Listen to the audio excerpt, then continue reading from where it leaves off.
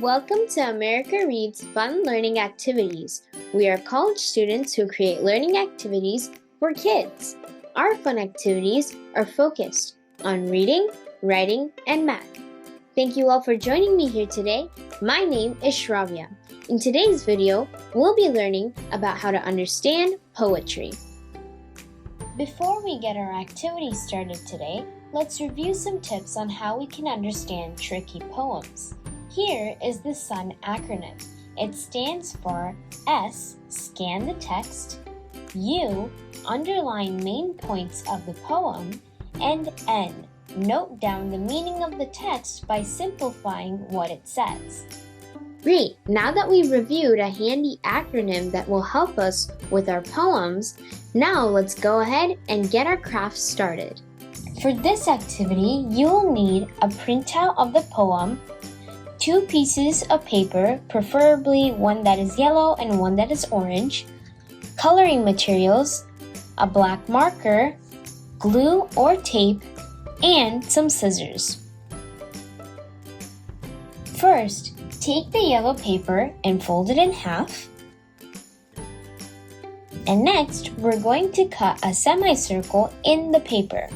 Make sure you cut on the folded side so that when you open up the paper, it'll be a full circle. Here I have my folded piece of semicircle paper, and now when I open it up, it is a full circle. Next, we're going to go ahead and take our orange paper, and we're going to take our yellow piece of paper and glue it right in the middle of our orange paper. Okay, it seems like my yellow paper is now glued onto the orange paper. So now what we're going to do is take our black marker and we're going to draw a bit of a zigzag type shape all around the yellow circle. Now the craft that we're making is going to resemble the sun. So we're going to now draw sun rays for the main part of the sun. Alright, I've drawn the sun rays around the sun, and now I'm going to go ahead and take my scissors and cut out the outlined area. And here we have the completed cool sun. And now in the middle of the sun, we're going to write the acronym that I talked about earlier in the video. So let's go ahead and write out the SUN acronym.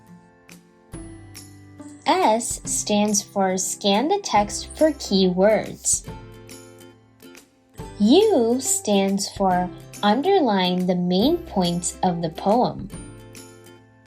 And N stands for note down the meaning of the text. And here we have our handy dandy sun craft. Now let's go ahead and start to use it with our poem. Let's go ahead and read our poem. Sunny day. Yellow sun, shining down so bright.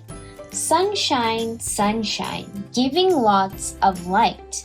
The sun is warm, it hits my face. It really makes me smile. I do not want the sun to leave, so please stay for a while.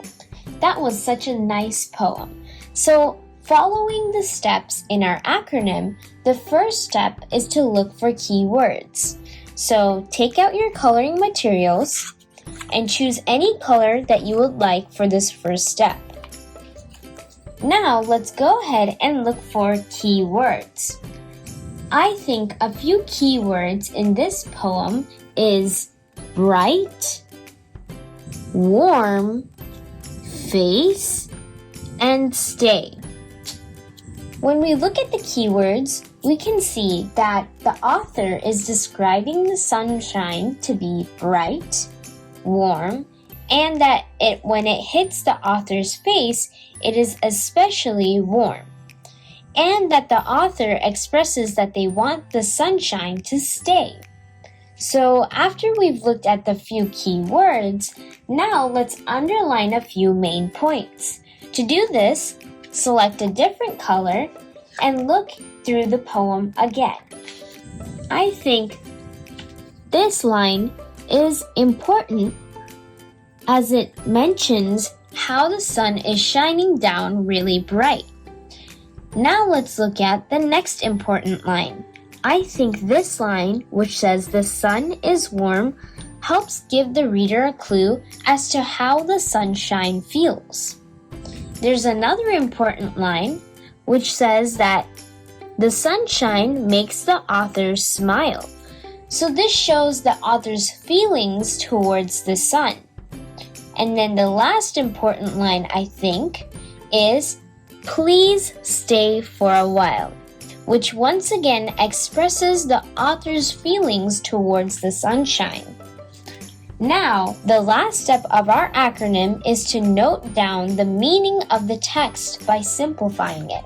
So, I'm going to go ahead and take another piece of paper, just a blank piece of paper, and I'm going to go ahead and write with my black marker what I think the meaning of the text is.